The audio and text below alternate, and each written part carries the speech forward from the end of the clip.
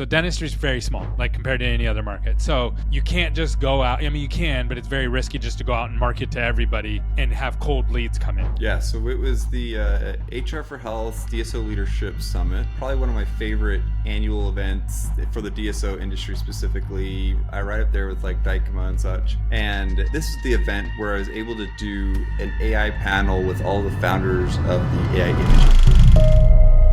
Does all of this for you. Anna's done 20 cups. Vika's done 10 cups. All you did is 3 cups all day. You're fired. These 2 people have been here for an hour and 15 minutes at this coffee shop. And then it has all of the employees behind the counter, how many cups of coffee they've made during a certain time period. 95% of humans are actually terrible data analyzers. Welcome back to another episode of Dental Rift.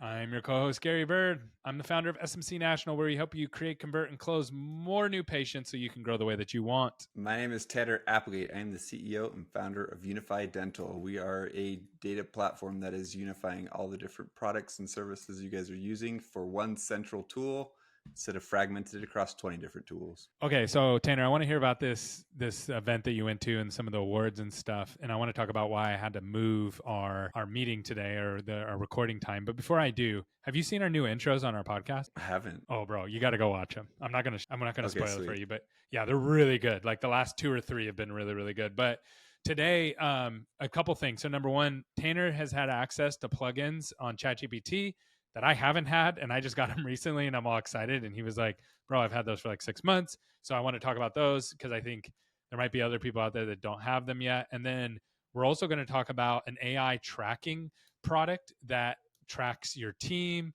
your kids at school, board, government. Like it's going to be very, very intrusive, but very useful in tracking and holding people accountable. And then Tanner recently went to an event, and I want to actually hear about that event you went to, because here's what happened, Tanner. Here's why I didn't make it to our first recording schedule. So we're recording the virtual boot camp that we're working on for the Dental Marketing Manager boot camp. And so this week I scheduled all my recordings, all that kind of stuff, right? Well, I've been also working on the marketing for SMC, and at once I got about 60 demos signed up in 2 days. And they all came in, and it was like more than our team could handle. So I'm like helping, like I'm the one of the few people that can actually go and help in that department. So I was like, okay, so this week I have somewhere in the neighborhood of 50 to 60 meetings, hour blocks. That's not any work. That's just meetings. So I was like, oh, I got to move Dental Rift because I had to go to the meeting there. So that's what happened to us. But wait, so what was the influx of demos that reached out? Where'd that come from? Hey, sorry to interrupt the show, but I got something that's going to provide some value to you. This segment is called Ask Gary, and we have people who've been sending in their questions, and we're answering them live on the podcast. If you have a question about marketing, you can email us at askgary@smcnational.com, or you can DM us or leave a comment below. So today's question came from Steve, and he asked, why is it so hard to track dental marketing? And this is a great question. And really what the problem is, the core of the problem of why it's so hard to track marketing is because, first of all, it's brick and mortar. So this is not e-commerce where you can track everything end to end from the click to the person buying the thing in the shopping cart. It's brick and mortar. So that makes it a little bit harder. But what makes it even harder than that is that the information inside of your dental practice PMS, your practice management software, is not connected to your marketing. It's disconnected. So what's happening over here in your marketing is not communicating back to your PMS. And when you get the right kind or the wrong kind of patients into your office, that has to be communicated back to your marketing. So very few people have integrations that work that end to end. That's something that we do for most practice management softwares. We do have that ability to do that. But if you don't have those two things communicating automatically, you have to do it manually, which is almost impossible. And that's why it's so hard to track everything in marketing. So we've been working on, so there's this is interesting, right? So dentistry is very small, like compared to any other market. So you can't just go out. I mean, you can, but it's very risky just to go out and market to everybody and have cold leads come in, because there's only so many cold leads that you can literally get, right? There's not an infinite amount of dentists out there. There's only 200,000 dentists probably that could work with us, maybe 40, 50,000 of those, roughly, I'm guessing, somewhere in that neighborhood. And so we normally get 20 to 30 demos a week. So it's been like, or a month, I'm sorry. So how do we get more of those, right? How can we get more opportunities so we can continue to grow? And so I've been working on these different ways to get warm leads. And they all came, like everything started working all at once with all of our automations. I spoke in an event. There was probably about 50 people at the event. We scheduled like 20 or 30 demos from that because we did something very particular with the automations and the way we set it up. And then the boot camp, the pre-registration for the boot camps, people, the way they come into that and register for the boot camp, there's also a demo request on that if they want to. And then everybody, the way we set up our automations, everything hit at once. So we scheduled like 3 months worth of demos in 2 days.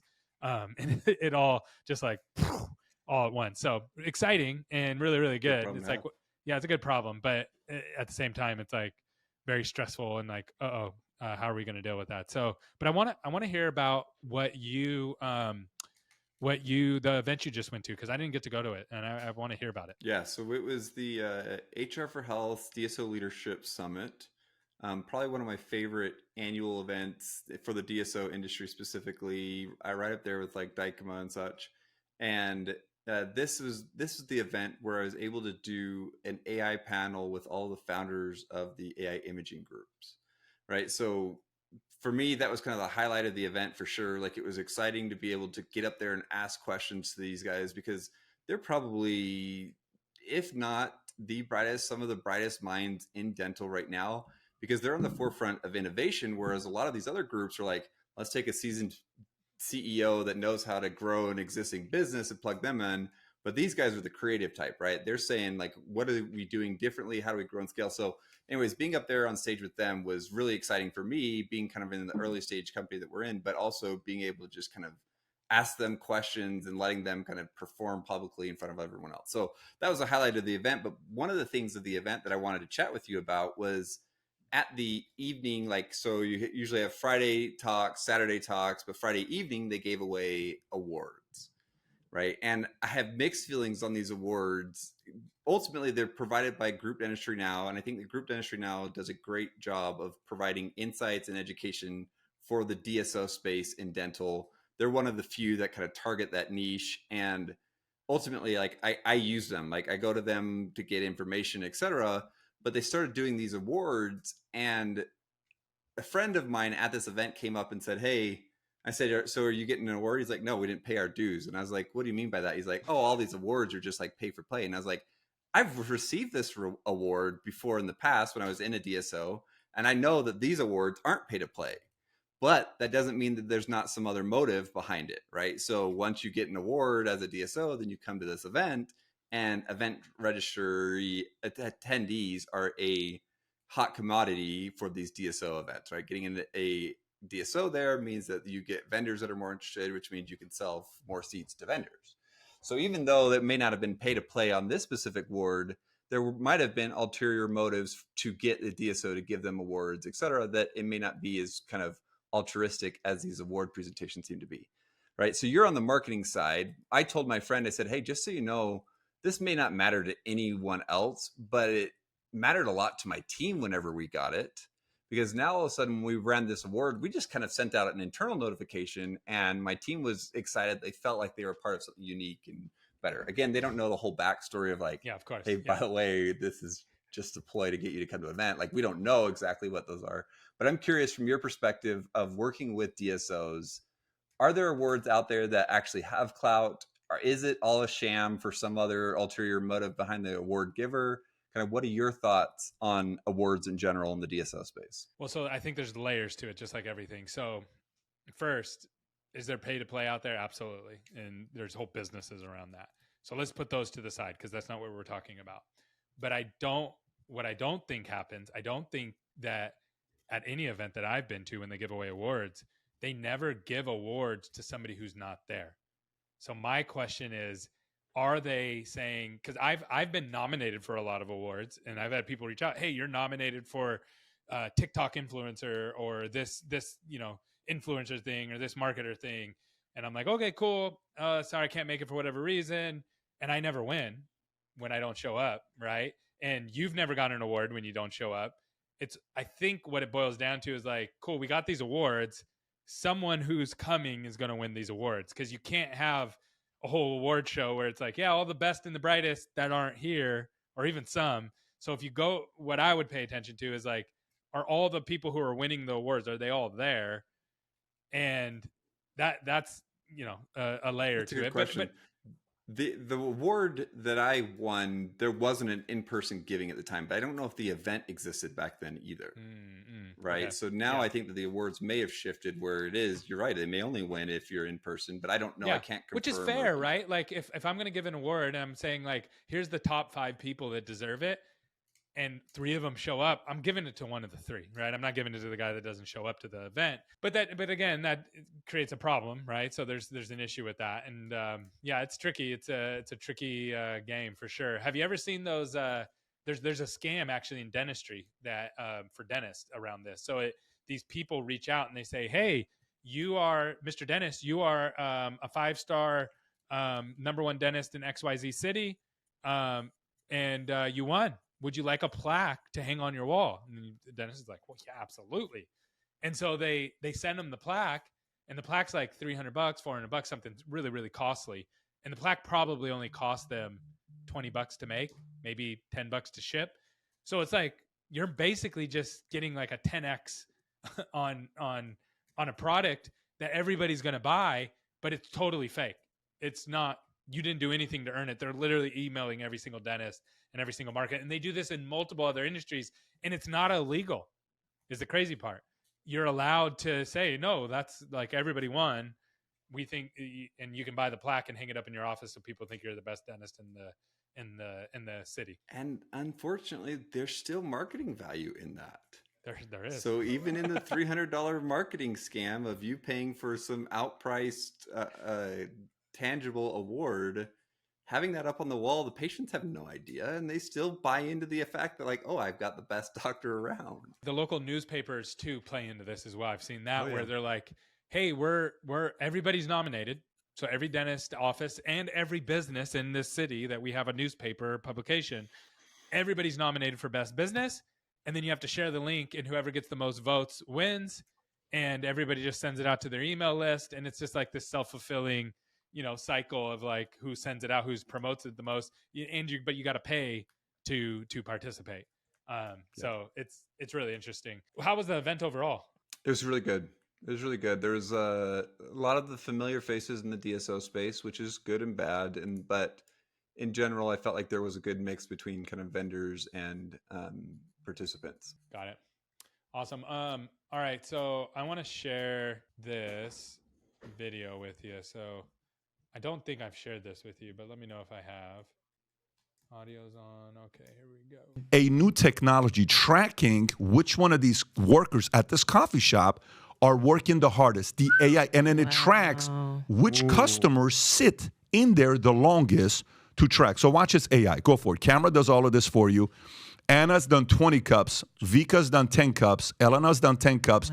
Olga's done 3 cups. So the boss can come back and say, hey, Olga, any reason why you sat your ass down for... I'm just going to explain this really quickly. So what this AI does, it's just a camera in your business. So everybody already has these. And then you can overlay some AI technology with it. And what it does is it tracks each person. So these 2 people have been here for an hour and 15 minutes at this coffee shop. This person's been here for 25 minutes, 15 minutes, 5 minutes. And then it has all of the employees behind the counter, how many cups of coffee they've made during a certain time period. And then it also shows you how far they're moving. So how far across the coffee bar they're actually moving. An hour, all you did is 3 cups all day, you're fired, right? Leaning on the counter in the back. She's doing nothing in the back, and look at how hard Anna's working. So guess what? This favors who? Anna deserves a raise. Olga deserves to be fired. And the cups. It's clear Olga's clearly not working, right? It's not like Olga's working on customer service or cleaning something. Like Olga's just chilling back. Why? Anna's over here absolutely crushing. And everybody else is supporting, right? That people are taking, the cash register person is not going to do as many cups of coffee as Anna, obviously. But you can clearly see that Olga is just sucking the company of money.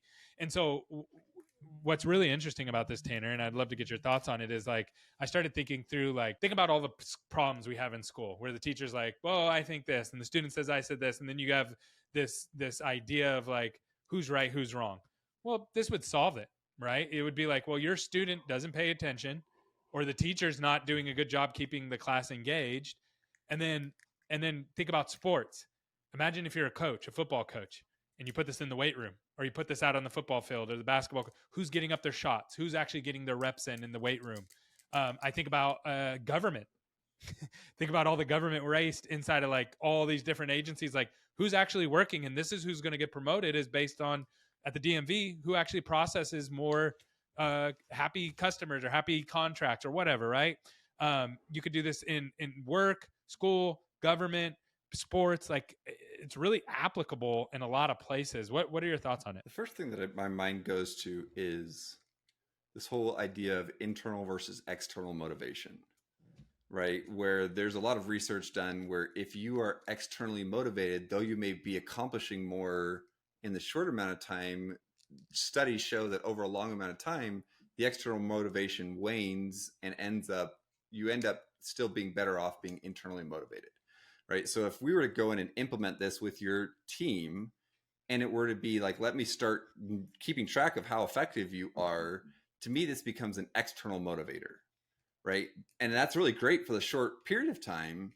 But over a long period of time, if there's still not at least a coaching or some type of internal motivation aspect associated with this, I think that this as an external motivator is going to end up creating flawed internal efficiencies anyways, because people are in it for the wrong reason. I totally agree with that, Tanner. But let me play devil's advocate, flip it around.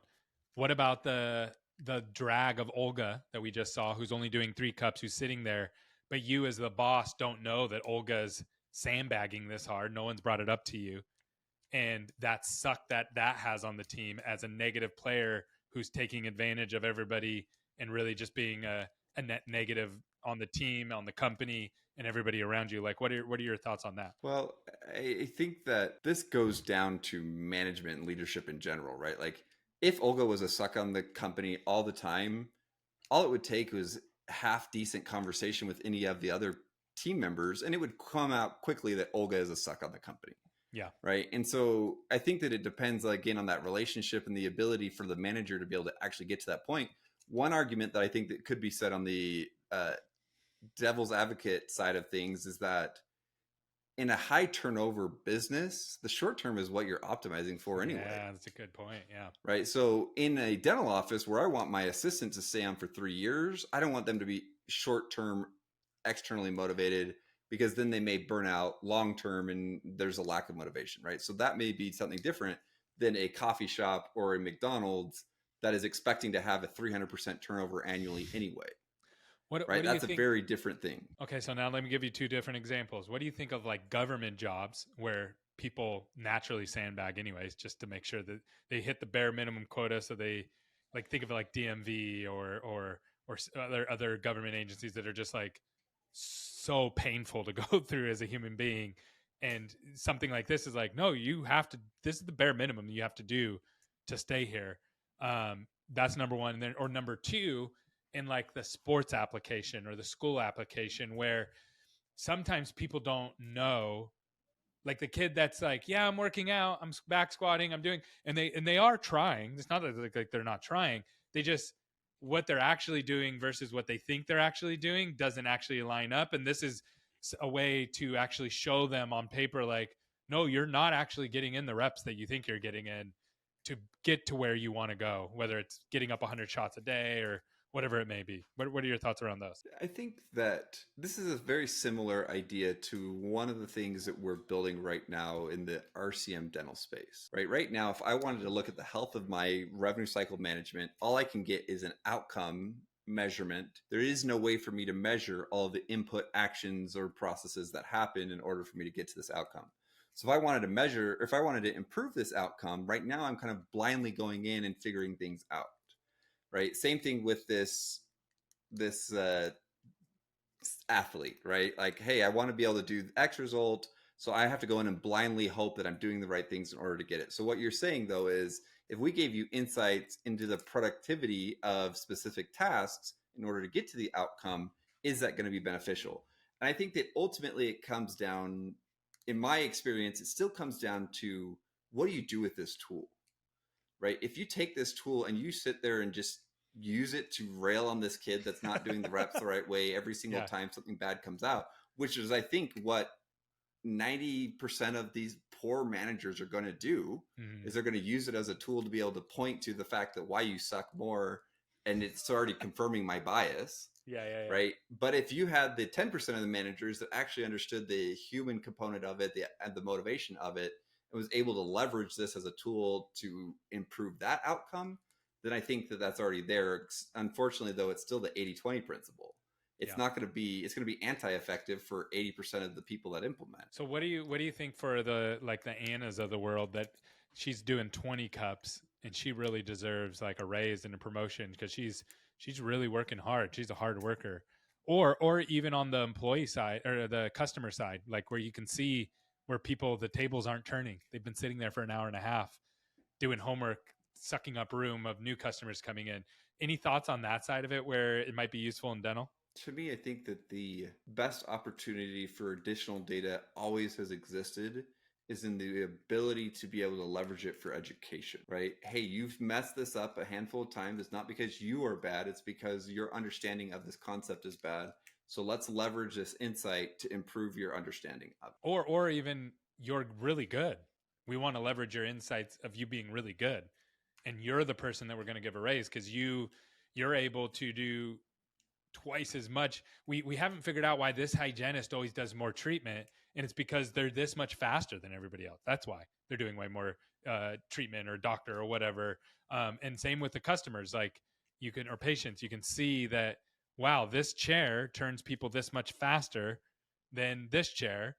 And why is that? And you can start looking at it and actually change your processes where before you might not be able to see that information. A lot of that data is already relatively available, right? Like if I know if I'm scheduling it into this column, I can go in and run a report of how many patients did this hygienist see. But do you know, right? But so, you can't visually see why that is though. Are they getting tough patients that they're having to do more complicated work? Or are they working with elderly patients over and over and over again, which makes it, or younger patients, or you don't know why that's happening. You just know that it is happening, right? Because with AI, you can lever all that on. You can actually look at the AI can actually look at, okay, what the age of the patient, it can guess at some of the complications that these kind of patients are going to have, or that they're going to be faster or slower. It can even measure conversations, I imagine, eventually, right? Like, oh, this person's much more conversational, and here's what they're actually doing and saying that is better than the other people, that's leading to more treatment. So right now we are building a tool because inherently, I think that 95% of humans are actually terrible data analyzers, right? They can look at a bunch of data and the outcomes that they come up with in their mind, a lot of them are just erroneous. Their assumptions are wrong. Yeah, their assumptions are wrong. Yeah, you're pulling it. And so I think that adding in data just to add in data is dangerous. But I think that what's happening, and this is something that we're focusing on within Unify, is saying, hey, we know that you will naturally not come to the correct conclusions within a data analysis. And so what we're doing is we're actually leveraging AI to be able to do that, to be able to say, hey, we're going to train a model that understands the work, like the flow of a hierarchy of your data, to be able to say, hey, this data is more important than this data. And so by feeding it more data points, I think it ends up becoming more powerful, where we could say things like, hey, the time that you are allocating to conversations is in excess, right? We want you to allocate conversation time, but usually it's within this amount of range, and you're sitting here tripling this. Like that type of stuff usually has some type of outcome. And so being able to leverage high capacity data analysis via AI to be able to give an output, that is where I think that the value is. But just to be able to have access to data for additional data's sake, I don't think right now we're ready for it. No, 100%. Yeah, no, you're right. The AI has to do that analyzing for us. But that's the cool part about AI, is that it can measure multiple data points and then come to the logical or close to the best outcome, or the reason why that happened. Again, if we had a video, like here's where I'm thinking that we're going to end up, Tanner.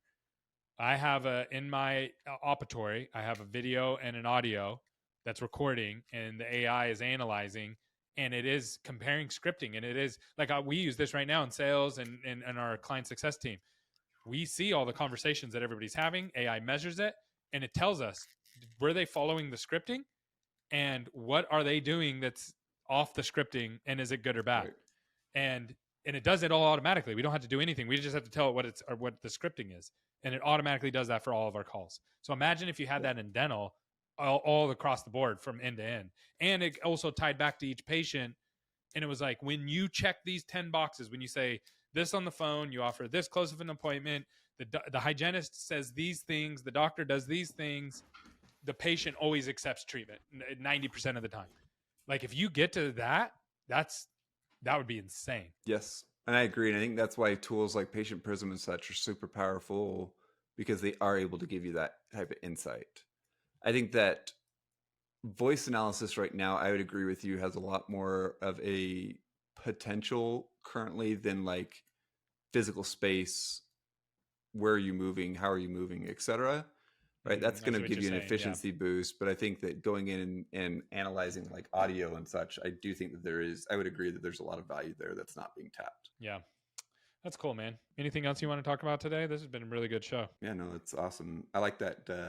I always love kind of brainstorming on the potential of new technology, man. Yeah, it is. It's really cool. There's so many cool things. It's almost too much. It's almost overwhelming, all the stuff that's coming out and how to use it and how to leverage it. So awesome, man. Well, you have a good one. All right, cool. Talk to you soon.